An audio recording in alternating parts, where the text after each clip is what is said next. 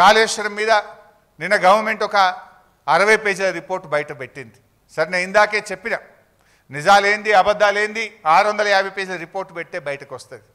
But నిన్న government చెప్పిన దాంట్లో 4 అంశాలు ప్రధానంగా చెప్పారు. ఒకటేమో తమ్మిడిహట్టి నుంచి మేడిగడ్డకు మార్చినటువంటిది అది సిన్సియర్గా హానెస్ట్గా అనిపించలేదు అనేది ఒక కామెంట్ చూశాను నిన్న. రెండవది రిటైర్డ్ ఇంజనీర్లు మేడిగడ్డ దగ్గర నిపుణుల కమిటీ మేడిగడ్డను వద్దన్నదని ఒక 50 సార్లు రాసినారు నిన్న. దాని సంగతి ఏందో ఇప్పుడు బట్టలు పెట్టేట్టు చెప్తా వీళ్ళది. నిపుణుల కమిటీ మేడిగడ్డను వద్దన్నదట. ఇక మూడో విషయం ఏం చెప్పే ప్రయత్నం చేసిందంటే క్యాబినెట్ ఆమోదం లేదు అని చెప్పే ప్రయత్నం చేసిండ్రు.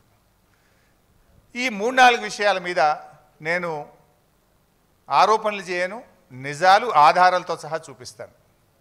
సో ఫస్ట్ దానికి పోదామిగా. తమ్మిడిహట్టి వద్ద నీటి లభ్యత లేకపోవడం, అసలు అది తమ్మిడిహట్టి నుంచి మేడిగడ్డకు మార్చడం మాకేదో సిన్సియర్గా అనిపించలేదు అన్నారు. ఒకసారి లెట్ us సీ దట్. ఇది నేను చెప్తున్నది అయితే కాదు, ఇది కేంద్ర ప్రభుత్వం సెంట్రల్ వాటర్ కమిషన్ మనకు రాసిన లేఖ, లెటర్ నెంబర్ 1. ఇది 18/2/2015 మన రాష్ట్రానికి వచ్చింది. ఇందులో ఏం రాశారో ఒకసారి చదివి వినిపిస్తాను. There is a spillage of water during monsoon period, especially during the high water stages. It has been estimated that approximately 70.2 TMC of water is spilling, corresponding to 75% dependable year based on proposed pumping provision for the submitted proposal. In case there arises a need to release of ecological flows as one of the condition in general being imposed nowadays by MOEF, wherein 30% monsoon flows, 25% non-monsoon flows and 20% in lean season corresponding to 75% dependable year is being advocated to be released.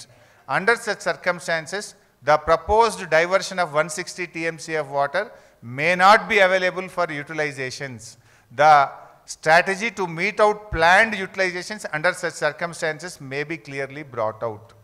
చాలా స్పష్టంగా మీరు ecological flows release చేయాలనేది కేంద్ర పర్యావరణ శాఖ నిబంధన ఉంది. దాని ప్రకారంగా విడుదల చేస్తే మీకు 160 TMCల నీళ్లు ఉండవు అని 18 ఫిబ్రవరి 2015 ఒక లేఖ వచ్చింది. తర్వాత ఇంకొక లేఖ వచ్చింది 4th మార్చ్ 2015. ఇవి మనవి కావు, కేంద్ర ప్రభుత్వం సెంట్రల్ వాటర్ కమిషన్ రాసిన లేఖ. ఇది letter front page and I will read out the comments. చాలా డీటెయిల్గా చెప్పినారు కానీ నేను సింపుల్గా చెప్పే ప్రయత్నం చేస్తా, time. As evident from detailed water availability studies carried out by the project authorities and this office in last few years, the net water availability at the barrage location is about 165 TMC at 75% dependability, which includes perceived surpluses from the share of upper riparian states of 63 TMC. ఇప్పుడు ఏదైతే 165 TMCల నీళ్లు ఉన్నాయని మనం అనుకుంటున్నామో, పైపెరగ బాబు 165 TMCల నీళ్లు ఉన్నాయంటున్నామో అందులో ఎగువ రాష్ట్రాలకు కేటాయించబడిన 63 కూడా కలిపి ఉన్నాయి. ఎగువ రాష్ట్రాలకు కేటాయించబడిన 63 అందులో ఉన్నాయి.